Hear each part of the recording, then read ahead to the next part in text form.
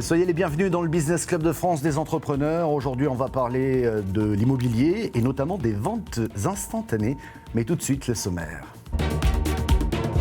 Notre invité cette semaine depuis Lille, nous retrouverons Rémi Fabre, l'un des fondateurs de l'agence immobilière Zéphyr, une agence pas comme les autres, vous allez le voir. Ça redécolle à l'aéroport de Montpellier. Après le confinement, l'aéroport se met en ordre de marche avec ses 35 destinations pour commencer et même une nouvelle liaison entre Montpellier et Rennes. Ça repart aussi pour les parcs d'attractions. Focus aujourd'hui sur Nigloland dans l'Aube. Le parc a rouvert ses portes au public le 12 juin dernier pour une année de transition avant de retrouver une activité normale dès 2022. Le parc offre toutefois de très nombreuses nouveautés. La Moselle devient le 4e département français entièrement fibré après l'Oise, la Loire et le Val d'Oise. Nous irons voir comment ça se passe. Enfin, le rendez-vous du médiateur des entreprises, Pierre Pelouzet, nous parlera cette semaine du paiement fournisseur anticipé. Soyez les bienvenus. Allez, direction Lille pour retrouver notre invité Rémi Fabre. Bonjour. Bonjour, merci de me recevoir. Vous êtes cofondateur avec Louis Lambert de Zéphyr. J'ai lu quelque part que vous aviez l'intention de révolutionner le marché de l'immobilier avec vos ventes instantanées. Qu'est-ce que vous faites précisément ? Donc Zéphyr, c'est de la vente immobilière instantanée. Donc si vous voulez, 60% des Français sont propriétaires. Vendre un bien immobilier, c'est extrêmement compliqué. Ça met en moyenne 6 mois, donc 3 mois sur le marché. Il faut faire des visites, des réparations. Ensuite, on obtient une offre, la personne se rétracte. Avec Zéphyr, vous pouvez vendre votre bien immobilier directement, en ligne. Nous l'achetons sous 7 jours. Si je comprends bien, c'est-à-dire que vous êtes en quelque sorte une agence immobilière, mais que vous achetez le bien immobilier, c'est-à-dire une maison ou un appartement, à vos clients directement, dans le but d'accélérer, j'imagine, le processus de vente. Et ensuite, vous allez revendre ce bien immobilier, c'est bien ça ? Oui, bien sûr. Nous, le but, c'est vraiment d'offrir une vente qui est simple, rapide et sereine. Donc pour des clients qui, par exemple, viennent d'avoir un nouvel enfant, veulent acheter un nouveau bien, ils ont trouvé la maison de leur rêve, mais ils ont besoin de vendre pour sécuriser leur nouvel achat, et donc ils viennent vers nous, et nous, on achète directement. Et ensuite, on s'occupe de revendre les biens donc, sur le marché immobilier comme une agence traditionnelle. Précision importante, le bien immobilier que vous achetez, vous, Zéphyr, vous l'achetez en 7 jours. Normalement, pour une type de transaction identique, c'est 75 jours. Vous le faites en 7 jours et vous l'achetez au prix du marché immobilier. Il y a pas, c'est très clair là-dessus. Cette solution permet d'avoir du cash immédiatement et donc de se projeter avec le budget que l'on a sur un nouveau projet immobilier. L'objectif est quoi ? D'aller vite ? Exactement, ils veulent vendre vite, ils veulent sécuriser un projet, ils veulent être sereins. En général, imaginons que vous venez d'avoir un enfant, vous décidez d'acheter une nouvelle maison, vous avez trouvé la maison de vos rêves avec un jardin, vous devez acheter, mais vous avez peur de vous engager parce que vous n'avez pas encore vendu. Vendre, c'est extrêmement long, c'est stressant, donc vous vous tournez vers des acteurs de vente instantanée comme Zéphyr. Rémi Fabre, comment a démarré cette aventure ? Parce que pour démarrer et acheter des biens, il faut du cash, non ? Bien sûr. En fait, l'aventure a démarré donc d'abord d'une histoire de famille. Donc mon père vendait une maison dans le sud pour acheter un appartement dans le nord. On a vu à quel point c'était difficile du coup de vendre. La vente a duré plus d'1 an. Les acheteurs se sont rétractés. Et ensuite, quand il a voulu acheter l'appartement dans le nord, l'appartement avait pris 20 000 € de plus. Donc c'était une perte de 20 000 € et beaucoup de stress. Donc nous, on est vraiment arrivés en se disant aujourd'hui, au XXIe siècle, on est dans un monde qui on était habitué en tant que consommateur à utiliser Uber, Netflix, Amazon. Et donc on a les technologies pour offrir une expérience de vente instantanée. Et donc c'est vraiment, je dirais, la jeunesse de Zéphyr. Oui, mais pour être un tout petit peu plus précis et répondre à ma précédente question, comment vous avez fait ? Il a fallu trouver du cash pour pouvoir démarrer et acheter ce premier bien ? Bien sûr, donc on a eu une levée de fonds aujourd'hui de 4 millions d'euros qui nous permet de développer l'entreprise et ensuite les banques nous aident à financer les acquisitions. Vous exercez aujourd'hui à Lille, mais j'imagine que votre offre va se développer un peu partout en France, non ? Oui, bien sûr. Donc l'idée, c'est vraiment de... Nous, on est lillois. Donc moi, je viens de Saint-André et mon cofondateur Louis vient de Verlinghem. Donc là, on a envie vraiment de démocratiser la vente immobilière instantanée à Lille.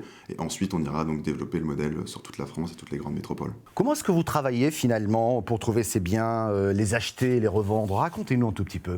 Donc on a beaucoup de bouche à oreille, donc des gens qui viennent et des clients satisfaits, donc qui sont des propriétaires, qui connaissent d'autres propriétaires et donc qui parlent de nous autour d'eux. Ensuite, on fait de la presse et des réseaux sociaux, donc les gens entendent parler de nous et viennent sur notre site internet zéphyr.fr pour faire une demande. J'imagine que vous vous êtes fixé des limites dans vos achats, limites au niveau du prix. Ce ne sont pas des châteaux, des domaines de luxe qui coûtent des dizaines de millions d'euros.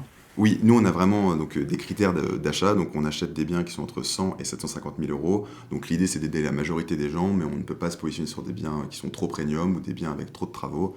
Et donc nos clients sont en général des propriétaires, donc à partir de 35 ans, hommes et femmes. Restez avec nous, tout de suite, c'est notre rendez-vous Éco-Région. Ça décolle, ou plutôt ça redécolle à l'aéroport de Montpellier.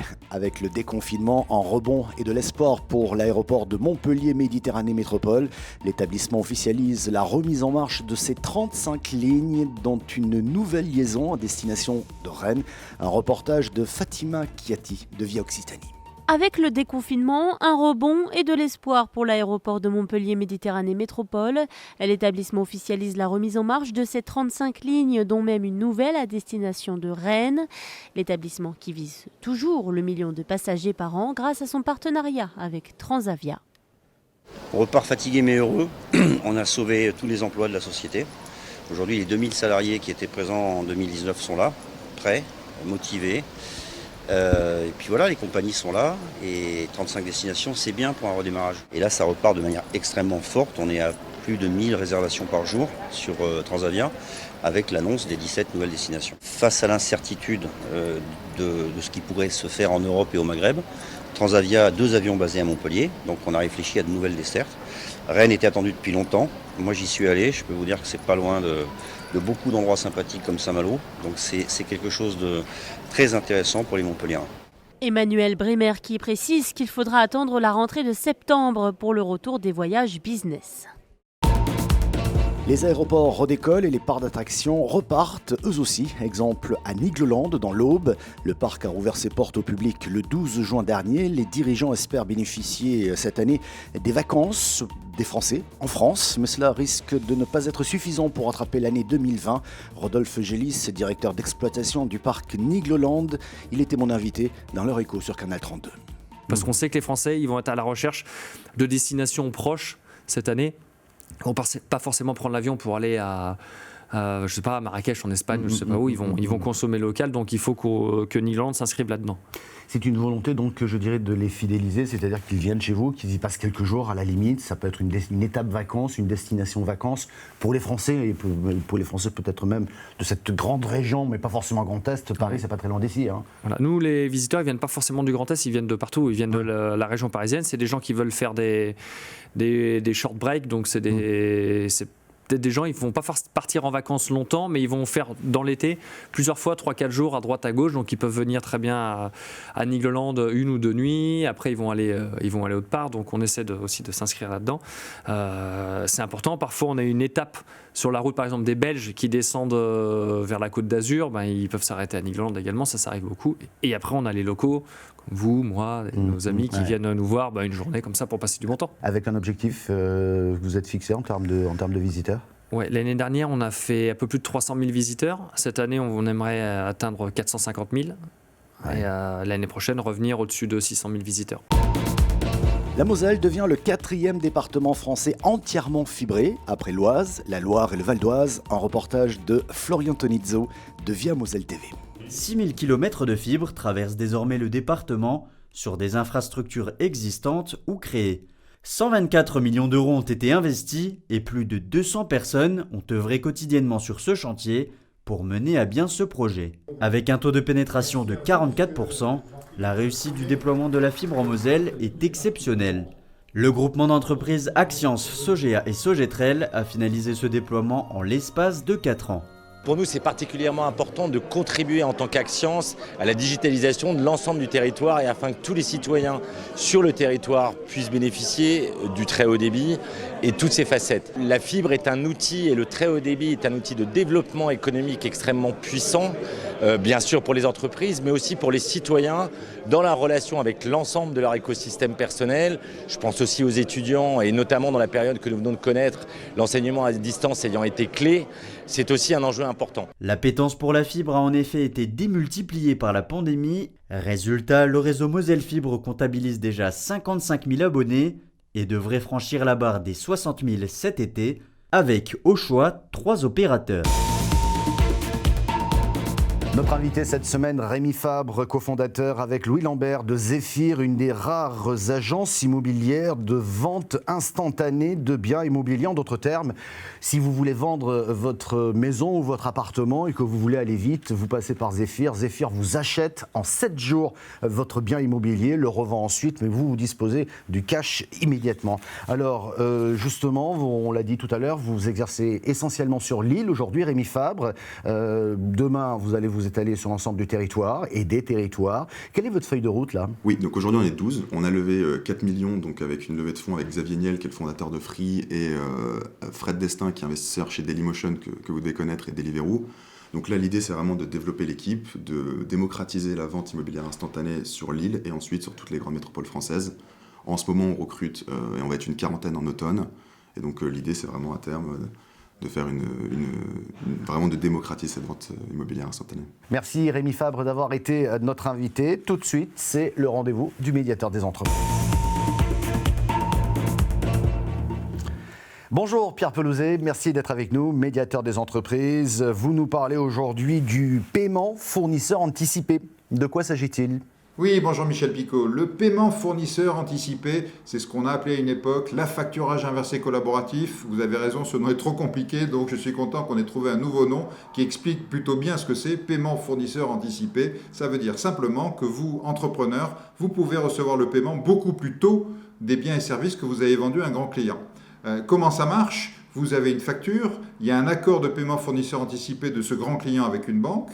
Vous envoyez votre facture, mais tout de suite, dès que le client a appuyé sur le bouton en disant « j'approuve cette facture », vous pouvez financer cette facture auprès de la banque à un taux extrêmement bas, puisque la banque n'a plus de risque, le financeur n'a plus de risque, puisqu'il a la garantie du client d'être payé à terme. Donc c'est un système simple qui est mis en place de plus en plus largement, de plus en plus d'entreprises le mettent en place. Je pense des entreprises publiques comme des entreprises privées. Dans le public, par exemple, l'UGAP le fait, une entreprise publique comme EDF, des gens comme Engie, des gens comme Orange, des gens comme Carrefour. Donc vous voyez, il y a de plus en plus de programmes qui se mettent en place sur le paiement fournisseur anticipé. On l'encourage, on le pousse. On est même en train de faire un sondage pour voir la notoriété de cet outil nouveau. Il s'avère que c'est de plus en plus connu. On voit qu'il y a de plus en plus de programmes qui se mettent en place. Donc n'hésitez pas, interrogez votre client, demandez-lui s'il a l'intention ou s'il a peut-être déjà un programme de paiement fournisseur anticipé. Et puis si vous avez la moindre question, comme toujours, le site médiateurdesentreprises.fr, on est là pour y répondre ou vous accompagner si vous-même vous souhaitez mettre un programme en place de ce type-là. Merci Pierre Pelouzet pour toutes ces précisions. Je rappelle que vous êtes médiateur des entreprises. Merci également à notre invité Rémi Fabre de l'agence Zéphyr. Vous pouvez retrouver cette émission en replay vidéo sur le site de l'émission, sur le site de votre télévision locale. On est également disponible en podcast audio ou encore diffusé sur une dizaine de radios un peu partout en France. Merci de votre fidélité et à la semaine prochaine.